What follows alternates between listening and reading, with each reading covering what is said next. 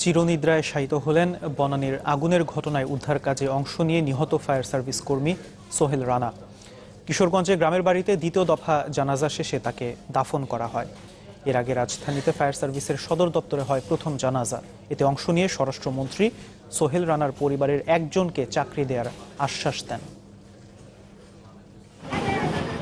সকাল থেকেই মানুষের ভিড় সোহেলের গ্রামের বাড়ি কিশোরগঞ্জের ইটনায়।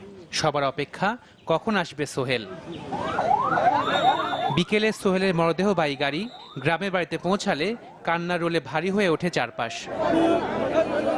বনানীর এফআর টাওয়ারের আগুন থেকে অনেককে জীবিত ফিরিয়ে ছেলে চলে গেছেন না ফেরার দেশে।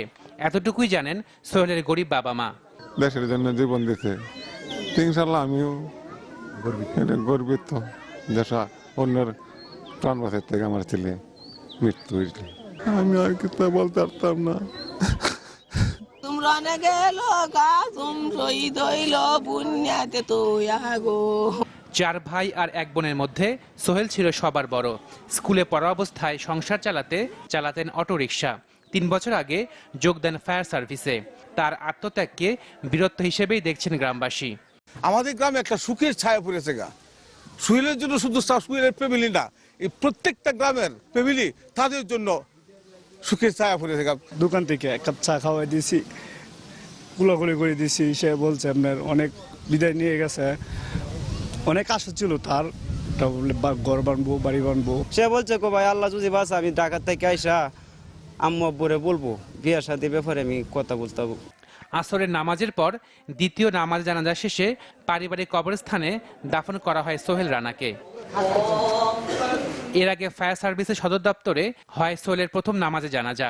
এতে স্বরাষ্ট্রমন্ত্রী ছাড়াও অংশ নেন বাহিনীর কর্তা ব্যক্তিরা। আমাদের অগ্নিসেনারা যথার্থভাবেই তারা দেশের জন্য কাজ করছেন বলেই আমরা অনেকখানি এই অ্যাক্সিডেন্টগুলোর থেকে আমাদের জানমাল রক্ষা করতে পারছি। আমাদের ফায়ার সার্ভিস তো বটেই, আমরা সবাই লক্ষ্য রাখবো তার যদি উপযুক্ত কেউ থাকে তার একটা চাকরি বাকরির ব্যবস্থা নেওয়া। সোমবার রাতে সিঙ্গাপুর থেকে দেশে ফেরে তার মরদেহ।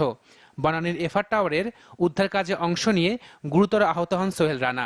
পরে উন্নত চিকিৎসার জন্য তাকে নেওয়া হয় সিঙ্গাপুরে। আশিকুন প্রিন্স, চ্যানেল 24, ঢাকা।